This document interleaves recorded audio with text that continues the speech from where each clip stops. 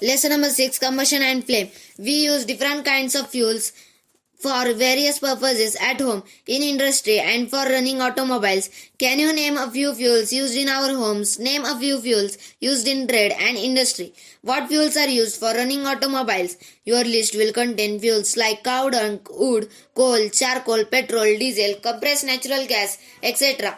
You are familiar with the burning of a candle. What is the difference between the burning of a candle and the burning of a fuel like coal?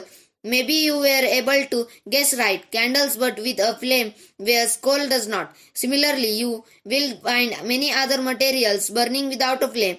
Let us study the chemical process of burning and the types of flame produced during this process. 6.1 What is combustion? Recall the activity of burning of magnesium ribbon performed in class 7. We learned that magnesium burns to form magnesium oxide and produces heat and light. We can perform a similar activity with a piece of charcoal. Hold the piece with a pair of tongs and bring it near the flame of a candle or a Bunsen burner. What do you observe? We find that charcoal burns in air. We know that too burns in air, producing carbon dioxide, heat and light. A chemical process in which a substance reacts with oxygen to give off heat is called combustion. The substance that undergoes combustion is said to be combustible. It is also called a fuel. The fuel may be solid, liquid or gas. Sometimes light is also given off during combustion, either as a flame or as a glow. In the reaction mentioned above, magnesium and charcoal are combustible substances.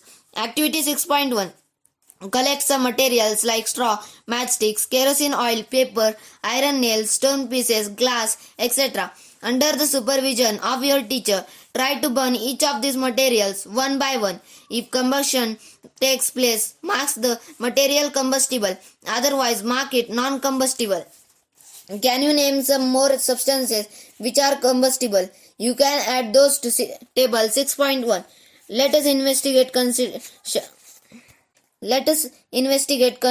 conditions under which combustion takes place. Activity 6.2 Fix a lighted candle on a table. Put a glass chimney over the candle and rest it on a few wooden blocks in such a way that air can enter the chimney. Observe what happens to the flame. Now remove the blocks and let the chimney rest on the table. Again, observe the flame. Finally, put a glass plate over the chimney. Watch the flame again. What happens in 3 cases? Does the flame flicker off? Does it flickers and give smoke? Does it burn unaffected? Can you infer anything at all about the role played by air in the process of burning? We find that for combustion, air is necessary. The candle burns freely in case when air can enter the chimney from below. In case B, when air does not enter the chimney from below, the flame flickers and produces smoke. In case C, the flame finally goes off because the air is not available. Activity 6.3 Place a piece of burning wood or charcoal on an iron plate or tawa. Cover it with a glass jar or a tumbler or a transparent plastic jar. Observe what happens. Does charcoal stop burning after some time? Can you think of the reason why it stopped burning? You might have learned that when the clothes of a person catch fire, the person is covered with a blanket to extinguish fire. Can you guess why? No. Now recall some of your experiences. Does a matchstick burn by itself? How does it burn? You must have had an experience of burning a piece of paper. Does it burn when a burning matchstick is brought near it? Can you burn a piece of wood by lighting a lighted matchstick near it? Why do you have to use paper or kerosene oil to start fire in wood or coal? Have you heard of forest fires? Do these experiences tell you that different substances catch fire at different temperatures? The lowest temperature of which a substance catch fire is called its ignition temperature. Can you tell now why a matchstick does not catch fire on its own at room temperature? Why does the matchstick start burning or rubbing it on the side of the matchbox? When we find a combustible substance cannot catch fire or burn as long as its temperature is lower than its ignition temperature, Have you ever seen cooking oil catching fire when a frying pan is kept for long on a burning stove? Kerosene oil and wood do not catch fire on their own at room temperature, but if kerosene oil is heated a little, it will catch fire. But if wood is heated a little, it will still not catch fire. Does it mean that ignition temperature of kerosene oil is lower than the wood? Does it mean that we need to take special care in storing kerosene oil? The following activity shows that it is essential for a substance to reach ignition temperature to burn. Activity 6.4. Make two paper cups by folding a sheet of paper. Pour about 50 ml of water in one of the cups. Heat both the cups separately with a candle. What do you observe? What happens to the empty paper cup? What happens to the paper cup with water? Does water in this cup become hot? If we continue heating the cup, we can even boil water in the paper cup. Can you think of an explanation for this phenomenon? The heat supplied to the paper cup is transferred to water by conduction. So in the presence of water, the ignition temperature of paper is not reached. Hence, it does not burn. The substances which have very low ignition temperature and can easily catch fire with a flame are called inflammable substances. Examples of inflammable substances are petrol, alcohol, liquefied petroleum gas, etc. Can you list some more inflammable substances? 6.2. How do we control fire? You must have seen or heard of fire breaking out in homes, shops and factories. If you have seen such an incident, write a short description in your notebook. Also share the experience with your classmates. Does your city or town have a fire brigade station? When a fire brigade arrives, what does it do? It pours water on the fire. Water cools the combustible material so that its temperature is brought below its ignition temperature. This prevents the fire from spreading. Water vapors also surround the combustible material, helping in cutting off the supply of air so the fire is extinguished. You have learned that there are three essential requirements for producing fire. Can you list these requirements? These are fuel, air, and heat.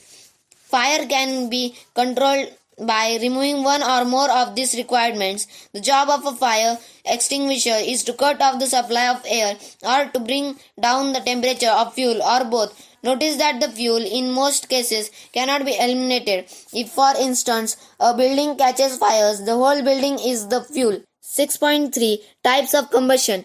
Bring a burning matchstick or a gas lighter near a gas stove in the kitchen. Turn on the knob of the gas stove. What do you observe? We find that the gas burns rapidly and produces heat and light. Such combustion is known as rapid combustion. There are substances like phosphorus which burn in air at room temperature. The type of combustion in which a material suddenly bursts into flames without the application of any apparent cause it is called spontaneous combustion. We generally have fireworks on festival days. When a cracker is ignited, a sudden reaction takes place with the evolution of heat, light and sound. A large amount of gas formed in the reaction is liberated. Such a reaction is called explosion. Explosion can also take place if pressure is applied on the cracker. 6.4. Flame. Observe an LPG flame. Can you tell the color of the flame? What is the color of a candle flame? Recall your experience of burning a magnesium ribbon in class 7. If you do not have experience of burning the remaining items in table 6.2, you can do that now. Record your observations and mention whether on burning the material forms a flame or not. 6.5. Structure of a flame. Activity 6.5. Light a candle. Hold a 4 to 5 centimeter long thin glass tube with a pair of tongs and introduce its one end in the dark zone of a non-flickering candle flame. Bring a lighter matchstick near the other end of the glass tube. Do you see a flame cause at the end of the glass tube after a while? If so, what is that produces a flame? Notice that the wax near the heated wicks melt quickly. The substances which vaporize during burning gives flames. For example, kerosene oil and molten wax rise through the wick and are vaporized during burning and form flames. Charcoal, on the other hand, does not vaporize and so does not produce a flame. In activity 6.5, could the vapor of wax coming out of the glass tube be the cause of the flame produced? When the candle flame is steady, it introduces a clean glass plate or slide into the luminous zone of the flame. Hold it there with a pair of tongs for about 10 seconds, then remove it. What do you observe? A circular blackish ring is formed on the glass plate or slide. It indicates the deposition of unburned carbon particles present in the luminous zone of the flame. Hold a thin long copper wire just inside the non-luminous zone of flame for about 30 seconds. Notice that the portion of the copper wire just outside the flame get red hot. Does it indicate that the non-luminous zone of the flame has a high temperature? In fact, this part of the flame is the hottest part. Goldsmiths blow the outermost zone of a flame with a metallic ball pipe for melting gold and silver. Why do they have to use outermost zone of the flame? 6.6. What is a fuel? Recall that the sources of heat energy for domestic and industrial purposes are mainly wood, charcoal, petrol, kerosene, etc. These substances are called fuels. A good fuel is one which is readily available. It is cheap. It burns easily in air at a moderate rate. It produces a large amount of heat. It does not leave behind any undesirable substances. There is probably no fuel that could be considered as an ideal fuel. We should look for a fuel which fulfills most of the requirement for a particular use. Fuels differ in their cost. Some fuels are cheaper than others. Make a list of fuels familiar to you. Group them as solid, liquid, and gaseous fuel as in table 6.3. 6.7. Fuel efficiency. Suppose you were asked to boil a given quantity of water using cow dung, coal, and LPG as fuel. Which fuel would you prefer? Give your reason. You may take the help of your parents. Do these three fuels produce the same amount of heat? The amount of heat energy produced on complete combustion of 1 kg of a fuel is called its calorific value. The calorific value of a fuel is expressed in a unit called kilojoule per kg. Calorific value of some fuels are given in table 6.4. Burning of fuels leads to harmful products. The increasing of fuel combustion has harmful effects on the environment. First, carbon fuels like wood, coal, petroleum release unburnt carbon particles. These fine particles are dangerous pollutants causing respiratory diseases such as asthma. Second, incomplete combustion of these fuels give carbon monoxide gas. It is a very poisonous gas. It is dangerous to burn coal in a closed room. The carbon monoxide gas produced can kill persons sleeping in that room. 3. Combustion of most fuels releases carbon dioxide in the environment. Increased concentration of carbon dioxide in the air is believed to cause global warming.